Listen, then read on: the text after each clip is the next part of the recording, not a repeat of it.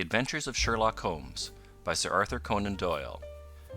Chapter 9. The Adventure of the Engineer's Thumb.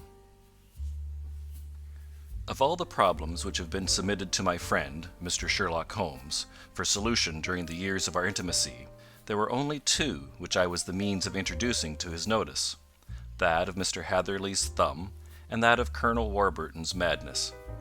Of these the latter may have afforded a finer view for an acute and original observer, but the other was so strange in its inception, and so dramatic in its details, that it may be the more worthy of being placed upon record, even if it gave my friend fewer openings for those deductive methods of reasoning by which he achieved such remarkable results. The story has, I believe, been told more than once in the newspapers, but, like all such narratives, its effect is much less striking when set forth en bloc in a single half-column of print, than when the facts slowly evolve before your own eyes, and the mystery clears gradually away as each new discovery furnishes a step which leads on to the complete truth. At the time the circumstances made a deep impression upon me, and the lapse of 2 years has hardly served to weaken the effect. It was in the summer of '89, not long after my marriage, that the events occurred which I am now about to summarize. I had returned to civil practice, and had finally abandoned Holmes in his Baker Street rooms, although I continually visited him, and occasionally even persuaded him to forego his bohemian habits so far as to come and visit us. My practice had steadily increased, and as I happened to live at no very great distance from Paddington Station, I got a few patients from among the officials. One of these, whom I had cured of a painful and lingering disease, was never weary of advertising my virtues, and of endeavouring to send me on every sufferer over whom he might have any influence. One morning, at a little before 7 o'clock, I was awakened by the maid tapping at the door to announce that 2 men had come from Paddington, and were waiting in the consulting room. I dressed hurriedly, for I knew by experience that railway cases were seldom trivial, and hastened downstairs. As I descended, my old ally, the guard, came out of the room and closed the door tightly behind him. "I've got him in here," he whispered, jerking his thumb over his shoulder. "He's all right." "What is it, then?" I asked, for his manner suggested that it was some strange creature which he had caged up in my room. "It's a new patient," he whispered.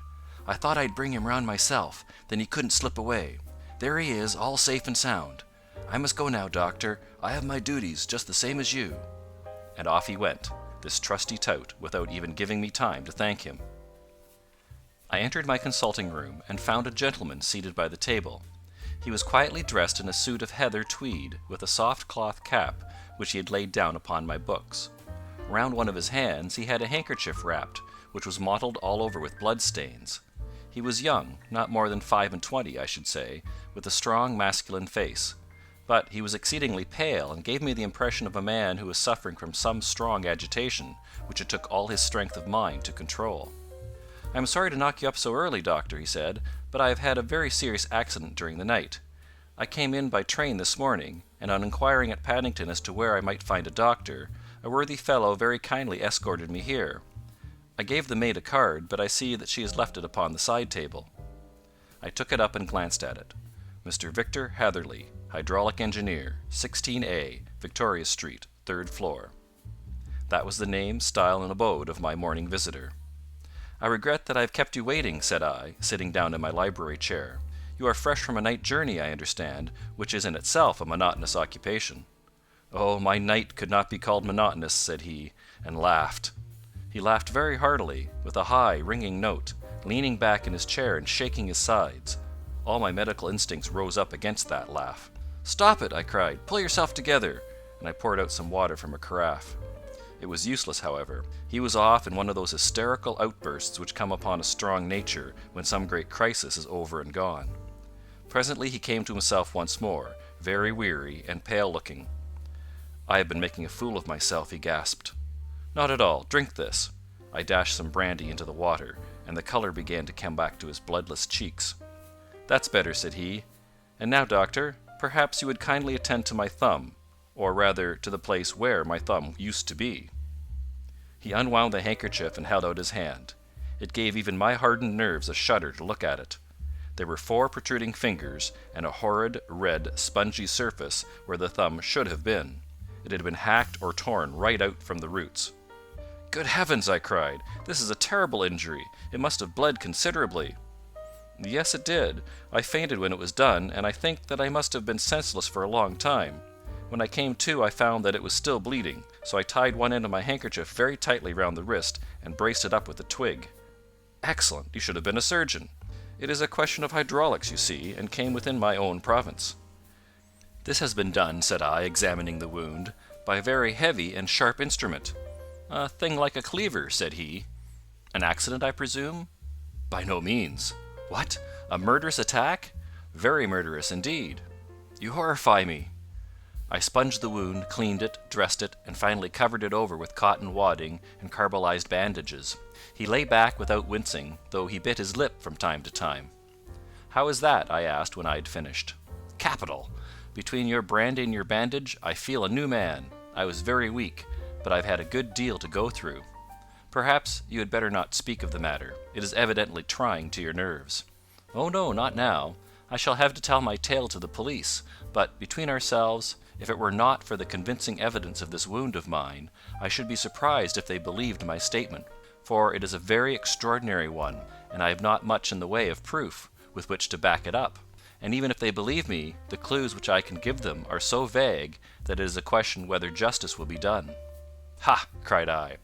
"If it is anything in the nature of a problem which you desire to see solved, I should strongly recommend you come to my friend Mr. Sherlock Holmes before you go to the official police."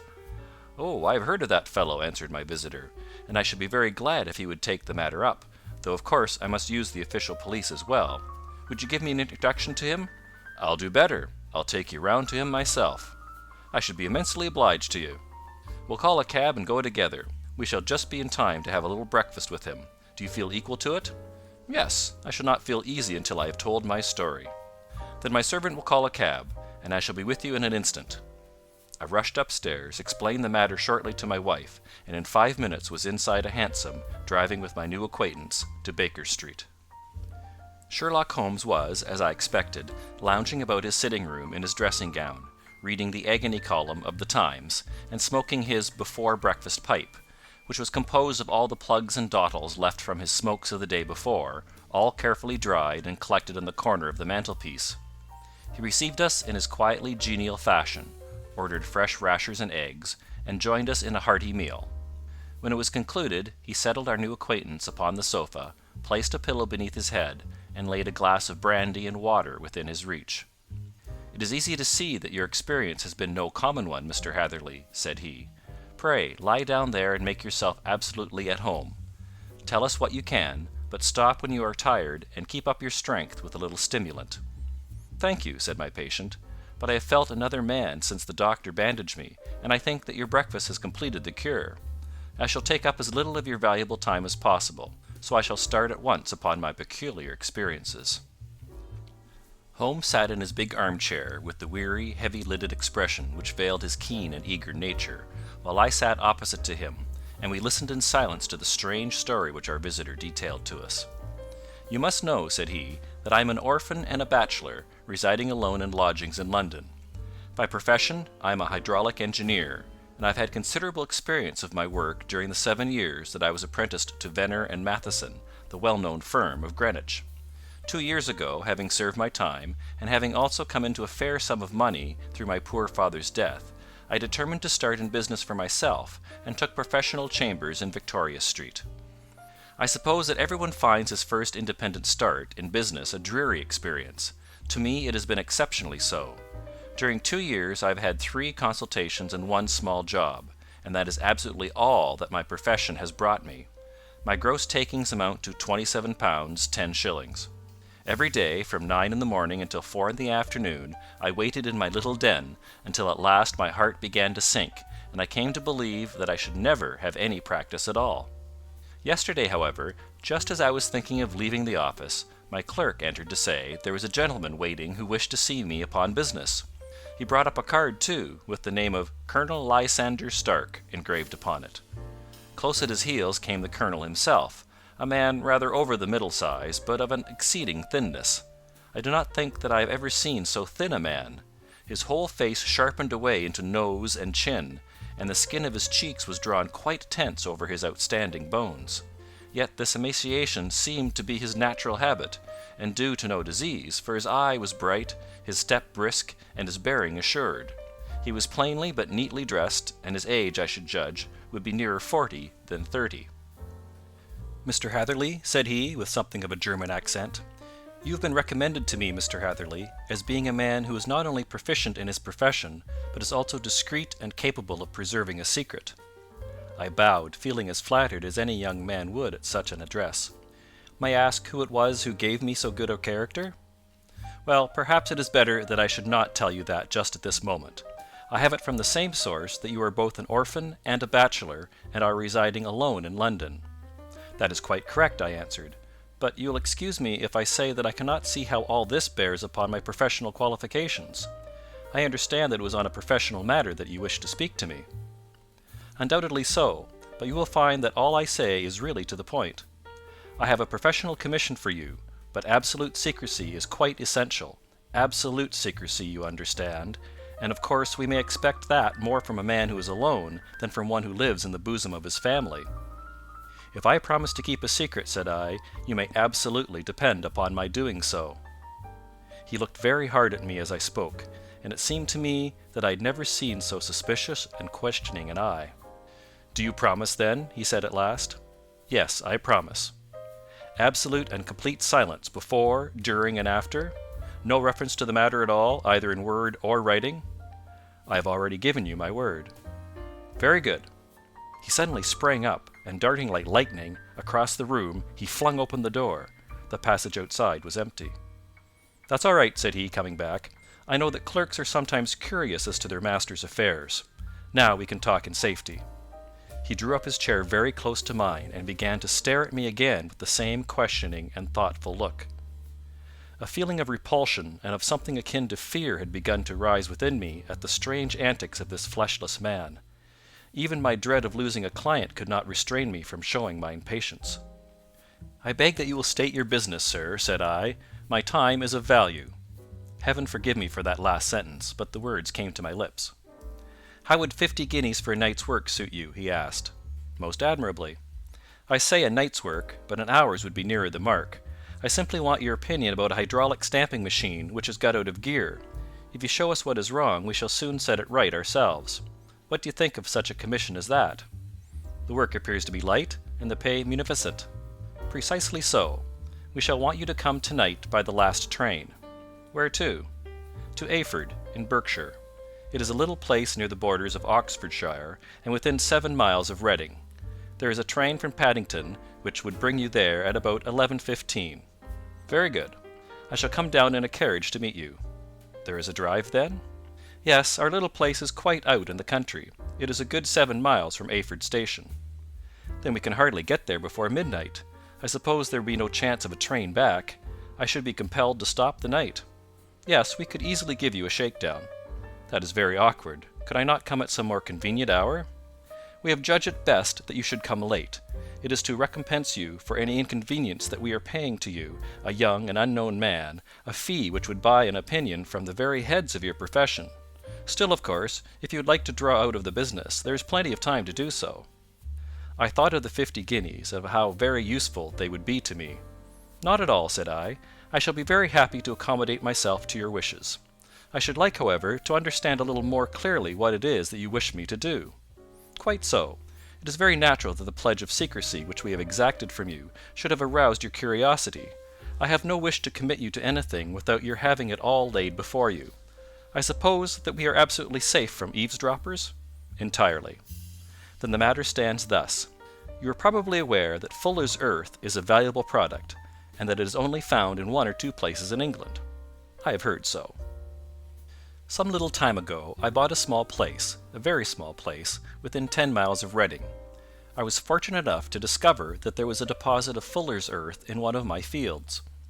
On examining it, however, I found that this deposit was a comparatively small one, and that it formed a link between 2 very much larger ones upon the right and left, both of them, however, in the grounds of my neighbours. These good people were absolutely ignorant that their land contained that which was quite as valuable as a gold mine. Naturally, it was to my interest to buy their land before they discovered its true value, but unfortunately I had no capital by which I could do this. I took a few of my friends into the secret, however, and they suggested that we should quietly and secretly work our own little deposit, and that in this way we should earn the money which would enable us to buy the neighbouring fields. This we have now been doing for some time, and in order to help us in the operations, we erected a hydraulic press. This press, as I've already explained, has got out of order, and we wish your advice upon the subject. We guard our secret very jealously, however, and if it once became known that we had hydraulic engineers coming to our little house, it would soon rouse inquiry, and then, if the facts came out, it would be good-bye to any chance of getting these fields and carrying out our plans. That is why I have made you promise me that you will not tell a human being that you are going to Eyford tonight. I hope that I make it all plain?" "I quite follow you," said I. "The only point which I could not quite understand was what use you could make of a hydraulic press in excavating fuller's earth, which, as I understand, is dug out like gravel from a pit." "Ah," said he carelessly, "we have our own process. We compress the earth into bricks, so as to remove them without revealing what they are. But that is a mere detail. I have taken you fully into my confidence now, Mr. Hatherley, and I have shown you how I trust you." He rose as he spoke. "I shall expect you, then, at Eyford at 11:15. "I shall certainly be there." "And not a word to a soul." He looked at me with a last long, questioning gaze, and then, pressing my hand in a cold, dank grasp, he hurried from the room. Well, when I came to think it all over in cool blood, I was very much astonished, as you may both think, at this sudden commission which had been entrusted to me. On the one hand, of course, I was glad, for the fee was at least tenfold what I should have asked had I set a price upon my own services, and it was possible that this order might lead to other ones. On the other hand, the face and manner of my patron had made an unpleasant impression upon me, and I could not think that his explanation of the fuller's earth was sufficient to explain the necessity for my coming at midnight, and his extreme anxiety lest I should tell anyone of my errand. However, I threw all fears to the winds, ate a hearty supper, drove to Paddington, and started off, having obeyed to the letter the injunction as to holding my tongue. At Reading I had to change not only my carriage but my station. However, I was in time for the last train to Eyford, and I reached the little, dim-lit station after 11 o'clock. I was the only passenger who got out there, and there was no one upon the platform save a single sleepy porter with a lantern. As I passed out through the wicket gate, however, I found my acquaintance of the morning waiting in the shadow upon the other side. Without a word he grasped my arm and hurried me into a carriage, the door of which was standing open. He drew up the windows on either side, tapped on the woodwork, and away we went as fast as the horse could go. "One horse?" interjected Holmes. "Yes, only one." "Did you observe the colour?" "Yes, I saw it by the side lights when I was stepping into the carriage. It was a chestnut." "Tired looking or fresh?" "Oh, fresh and glossy." "Thank you. I am sorry to have interrupted you. Pray continue your most interesting statement." Away we went then, and we drove for at least an hour. Colonel Lysander Stark had said that it was only 7 miles, but I should think, from the rate that we seemed to go, and from the time that we took, that it must have been nearer 12. He sat at my side in silence all the time, and I was aware, more than once when I glanced in his direction, that he was looking at me with great intensity. The country roads seemed to not be very good in that part of the world, for we lurched and jolted terribly. I tried to look out of the windows to see something of where we were, but they were made of frosted glass, and I could make out nothing save the occasional bright blur of a passing light. Now and then I hazarded some remark to break the monotony of the journey, but the colonel answered only in monosyllables, and the conversation soon flagged. At last, however, the bumping of the road was exchanged for the crisp smoothness of a gravel drive, and the carriage came to a stand. Colonel Lysander Stark sprang out, and, as I followed after him, pulled me swiftly into a porch, which gaped in front of us. We stepped, as it were, right out of the carriage and into the hall, so that I failed to catch the most fleeting glance of the front of the house. The instant that I had crossed the threshold, the door slammed heavily behind us, and I heard faintly the rattle of the wheels as the carriage drove away. It was pitch dark inside the house, and the colonel fumbled about looking for matches and muttering under his breath. Suddenly a door opened at the other end of the passage, and a long, golden bar of light shot out in our direction. It grew broader, and a woman appeared with a lamp in her hand, which she held above her head, pushing her face forward and peering at us. I could see that she was pretty, and from the gloss with which the light shone upon her dark dress, I knew that it was a rich material. She spoke a few words in a foreign tongue, in a tone as though asking a question, and when my companion answered in a gruff monosyllable, she gave such a start that the lamp nearly fell from her hand. Colonel Stark went up to her, whispered something in her ear, and then, pushing her back into the room from whence she had come, he walked towards me again with the lamp in his hand. "Perhaps you'll have the kindness to wait in this room for a few minutes," said he, throwing open another door. It was a quiet, little, plainly furnished room, with a round table in the centre, on which several German books were scattered. Colonel Stark laid down the lamp on the top of a harmonium beside the door. "I shall not keep you waiting an instant," said he, and vanished into the darkness. I glanced at the books upon the table, and in spite of my ignorance of German, I could see that the two of them were treatises on science, the others being volumes of poetry. Then I walked across to the window, hoping that I might catch some glimpse of the countryside, but an oak shutter, heavily barred, was folded across it. It was a wonderfully silent house. There was an old clock ticking loudly somewhere in the passage, but otherwise everything was deadly still. A vague feeling of uneasiness began to steal over me. Who were these German people, and what were they doing living in this strange, out-of-the-way place? And where was this place? I was 10 miles or so from Eyford, that was all I knew, but whether north, south, east, or west, I had no idea. For that matter, Reading and possibly other large towns were within that radius, so the place might not be so secluded after all.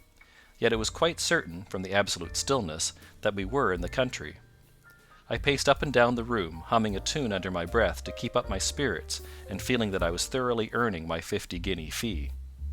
Suddenly, without any preliminary sound in the midst of the utter stillness, the door of my room swung slowly open. The woman was standing in the aperture, the darkness of the hall behind her, the yellow light from my lamp beating upon her eager and beautiful face. I could see at a glance that she was sick with fear, and the sight sent a chill to my own heart. She held up one shaking finger to warn me to be silent, and she shot a few whispered words of broken English at me, her eyes glancing back, like those of a frightened horse, into the gloom behind her. "I would go," said she, trying hard, as it seemed to me, to speak calmly. "I would go. I should not stay here. There is no good for you to do." "But, madam," I said, "I have not yet done what I came for. I cannot possibly leave until I have seen the machine." "It is not worth your while to wait," she went on. "You can pass through the door. No one hinders." And then, seeing that I smiled and shook my head, she suddenly threw aside her constraint and made a step forward, with her hands wrung together. "For the love of heaven," she whispered, "get away from here before it is too late." But I am somewhat headstrong by nature, and the more ready to engage in an affair when there is some obstacle in the way.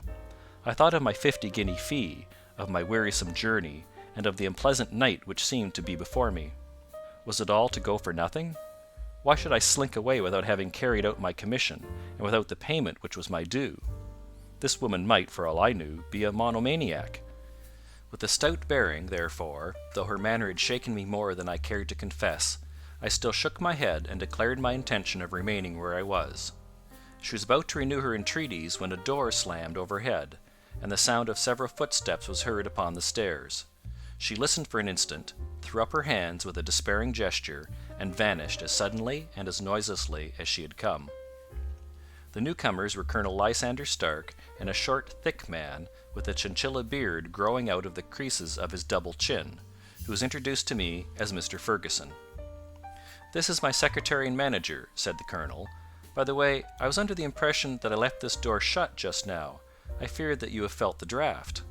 "On the contrary," said I opened the door myself because I felt the room to be a little close." He shot one of his suspicious looks at me. "Perhaps we had better proceed to business then," said he. "Mr. Fergusson and I will take you up to see the machine." "I had better put my hat on, I suppose?" "Oh no, it is in the house." "What, you dig fuller's earth in the house?" "No, no, this is only where we compress it. But never mind that. All we wish you to do is to examine the machine, and to let us know what is wrong with it." We went upstairs together, the colonel first with the lamp, the fat manager and I behind him. It was a labyrinth of an old house, with corridors, passages, narrow winding staircases, and little low doors, the thresholds of which were hollowed out by the generations who had crossed them. There were no carpets and no sign of any furniture above the ground floor, while the plaster was peeling off the walls, and the damp was breaking through in green, unhealthy blotches. I tried to put on as an unconcerned air as possible, but I had not forgotten the warnings of the lady, even though I disregarded them, and I kept a keen eye upon my two companions. Fergusson appeared to be a morose and silent man, but I could see from the little that he had said that he was at least a fellow countryman. Colonel Lysander Stark stopped at last before a low door, which he unlocked. Within was a small square room, in which the three of us could hardly get at one time. Fergusson remained outside, and the colonel ushered me in. "We are now," said he, "actually within the hydraulic press, and it would be a particularly unpleasant thing for us if anyone were to turn it on. The ceiling of this small chamber is really the end of the descending piston, and it comes down with the force of many tons upon this metal floor. There are small lateral columns of water outside which receive the force, and which transmit and multiply it in the manner which is familiar to you. The machine goes readily enough, but there is some stiffness in the working of it, and it has lost a little of its force. Perhaps you will have the goodness to look it over and to show us how we can set it right." I took the lamp from him, and I examined the machine very thoroughly. It was indeed a gigantic one, and capable of exercising enormous pressure. When I passed outside, however, and pressed down the levers which controlled it, I knew at once, by the whishing sound, that there was a slight leakage, which allowed a regurgitation of water through one of the side cylinders. An examination showed that one of the india rubber bands, which was round the head of a driving rod, had shrunk so as not quite to fill the socket along which it worked. This was clearly the cause of the loss of power, and I pointed it out to my companions, who followed my remarks very carefully and asked several practical questions as to how they should proceed to set it right. When I had made it clear to them, I returned to the main chamber of the machine and took a good look at it to satisfy my own curiosity. It was obvious at a glance that the story of the fuller's earth was the merest fabrication, for it would be absurd to suppose that so powerful an engine could be designed for so inadequate a purpose. The walls were of wood, but the floor consisted of a large iron trough, and when I came to examine it I could see a crust of metallic deposit all over it. I had stooped and was scraping at this to see exactly what it was, when I heard a muttered exclamation in German, and saw the cadaverous face of the colonel looking down at me. "What are you doing there?" he asked. I felt angry at having been tricked by so elaborate a story as that which he had told me. "I was admiring your fuller's earth," said I. "I think that I should be better able to advise you as to your machine if I knew what the exact purpose was for which it was used." The instant that I uttered the words I regretted the rashness of my speech. His face set hard, and a baleful light sprang up in his grey eyes. "Very well," said he, "you shall know all about the machine." He took a step backward, slammed the little door, and turned the key in the lock. I rushed towards it and pulled at the handle, but it was quite secure, and did not give in the least to my kicks and shoves. "Hullo!" I yelled. "Hullo, Colonel! Let me out!" And then suddenly in the silence I heard a sound which sent my heart into my mouth. It was the clank of the levers and the swish of the leaking cylinder. He had set the engine at work. The lamp still stood upon the floor where I had placed it when examining the trough. By its light I saw that the black ceiling was coming down upon me, slowly, jerkily, but, as none knew better than myself, with a force which must within a minute grind me to a shapeless pulp. I threw myself screaming against the door, and dragged with my nails at the lock. I implored the colonel to let me out, but the remorseless clanking of the levers drowned my cries. The ceiling was only a foot or two above my head, and with my hand upraised I could feel its hard, rough surface. Then it flashed through my mind that the pain of my death would depend very much upon the position in which I met it. If I lay on my face, the weight would come upon my spine, and I shuddered to think of that dreadful snap. Easier the other way, perhaps, and yet, had I the nerve to lie and look up at that deadly black shadow wavering down upon me? Already I was unable to stand erect, when my eye caught something which brought a gush of hope back to my heart. I have said that though the floor and ceiling were of iron, the walls were of wood. As I gave a last hurried glance around, I saw a thin line of yellow light between two of the boards, which broadened and broadened as a small panel was pushed backward. For an instant I could hardly believe that here was indeed a door which led away from death. The next instant I threw myself through, and lay half fainting upon the other side. The panel had closed again behind me, but the crash of the lamp, and a few moments afterwards the clang of the two slabs of metal, told me how narrow had been my escape. I was recalled to myself by frantic plucking at my wrist, and I found myself lying upon the stone floor of a narrow corridor, while a woman bent over me and tugged at me with her left hand, while she held a candle in her right.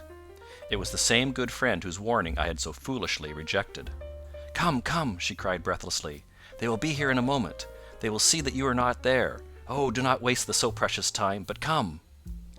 This time, at least, I did not scorn her advice. I staggered to my feet and ran with her along the corridor and down a winding stair.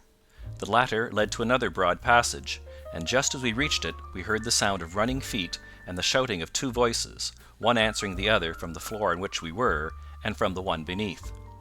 My guide stopped and looked about her like one who was at her wits' end. Then she threw open a door which led into a bedroom, through the window of which the moon was shining brightly. "It is your only chance," said she. "It is high, but it may be that you can jump it."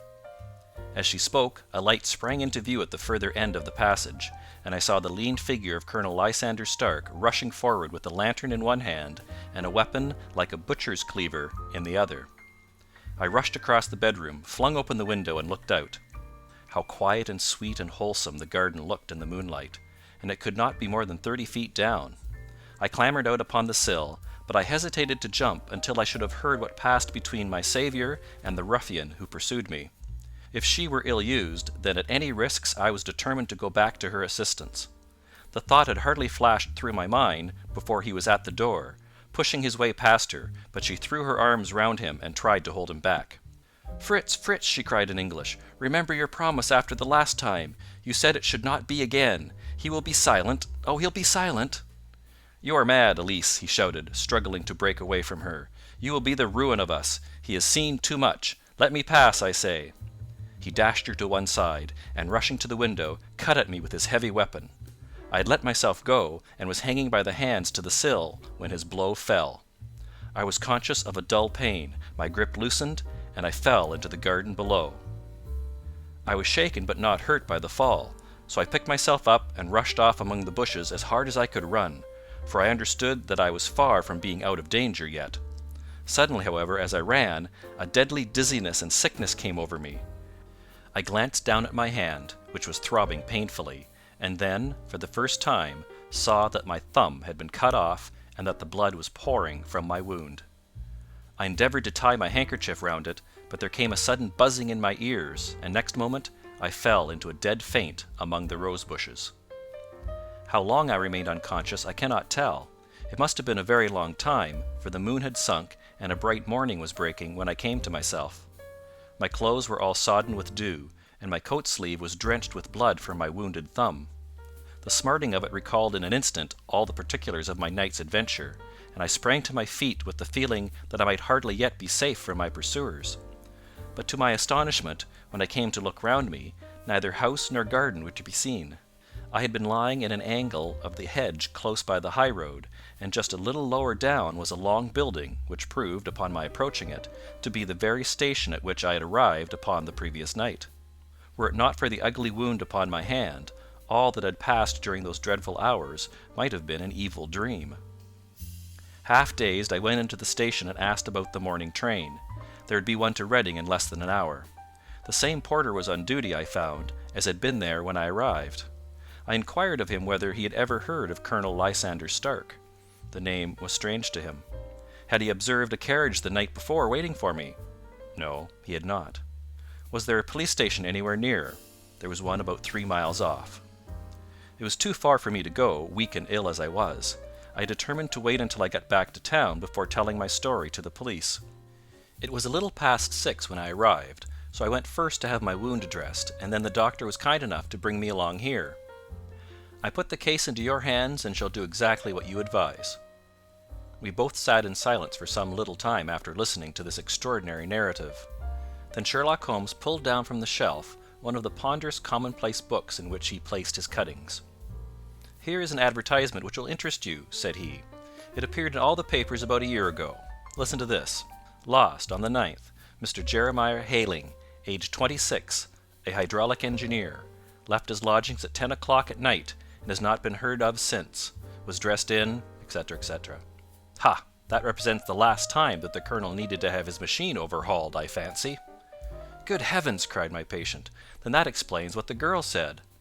"Undoubtedly. It is quite clear that the colonel was a cool and desperate man, who was absolutely determined that nothing should stand in the way of his little game, like those out-and-out pirates who will leave no survivor from a captured ship. Well, every moment now is precious, so if you feel equal to it we shall go down to Scotland Yard at once as a preliminary to starting for Eyford." Some 3 hours or so afterwards we were all in the train together, bound from Reading to the little Berkshire village. There were Sherlock Holmes, the hydraulic engineer, Inspector Bradstreet of Scotland Yard, a plainclothesman, and myself. Bradstreet had spread an ordnance map of the county out upon the seat, and was busy with his compass drawing a circle with Eyford for its centre. "There you are," said he. "That circle is drawn at a radius of 10 miles from the village. The place we want must be somewhere near that line. You said 10 miles, I think, sir." "It was an hour's good drive." "And you think that they brought you back all that way when you were unconscious?" "They must have done so.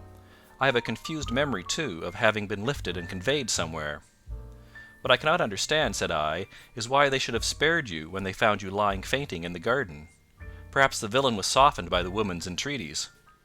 "I hardly think that likely. I never saw a more inexorable face in my life." "Oh, we shall soon clear up all that," said Bradstreet.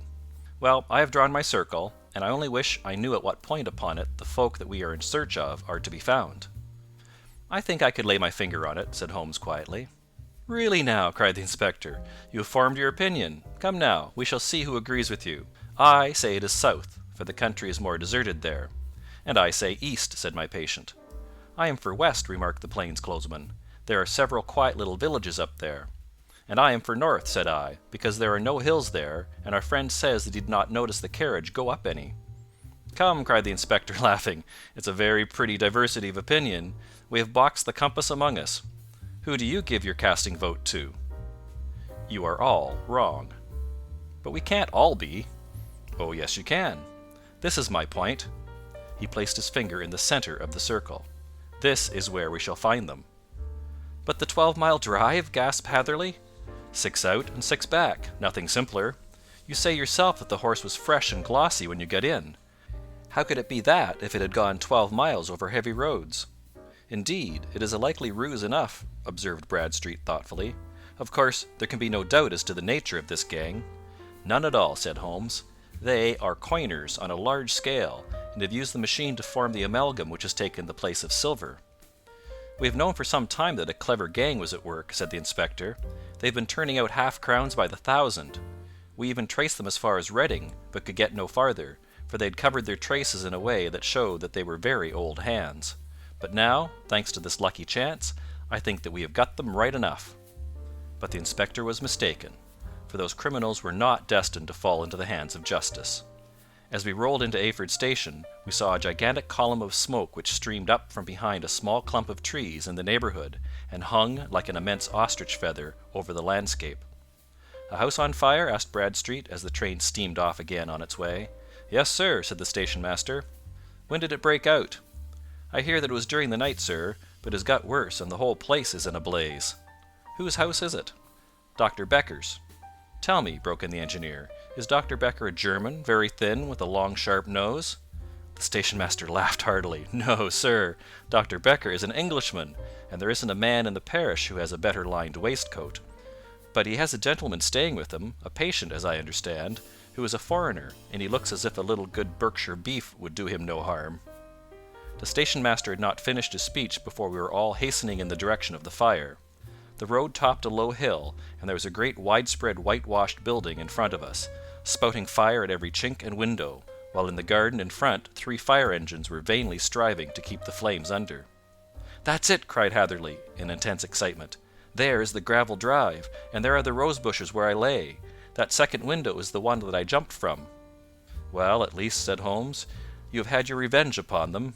There can be no question that it was your oil lamp which, when it was crushed in the press, set fire to the wooden walls, though no doubt they were too excited in the chase after you to observe it at the time. Now keep your eyes open in this crowd for your friends of last night, though I very much fear that they are a good 100 miles off by now." And Holmes's fears came to be realized, for from that day to this no word has ever been heard either of the beautiful woman, the sinister German, or the morose Englishman. Early that morning a peasant had met a cart containing several people and some very bulky boxes, driving rapidly in the direction of Reading, but there all traces of the fugitives disappeared, and even Holmes's ingenuity failed ever to discover the least clue as to their whereabouts. The firemen had been much perturbed at the strange arrangements which they had found within, and still more so by discovering a newly severed human thumb upon a window sill of the second floor. About sunset, however, their efforts were at last successful, and they subdued the flames, but not before the roof had fallen in, and the whole place had been reduced to such an absolute ruin that, save some twisted cylinders and iron piping, not a trace remained of the machinery which had cost our unfortunate acquaintance so dearly.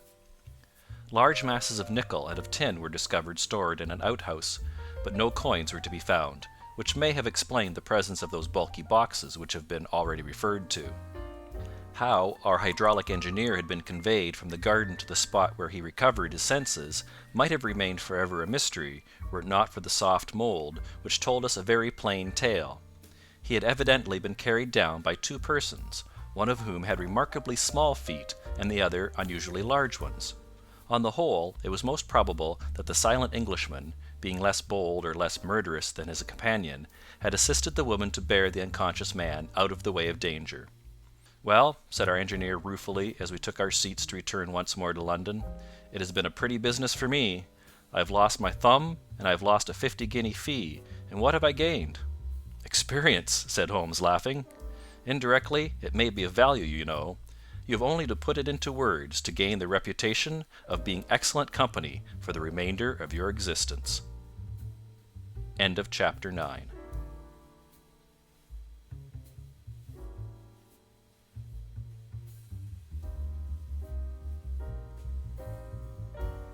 Thank you for listening to this chapter. If you'd like to keep following this story or discover more fascinating tales, be sure to subscribe to our channel and enable notifications. We look forward to sharing the next exciting chapter with you. Until next time.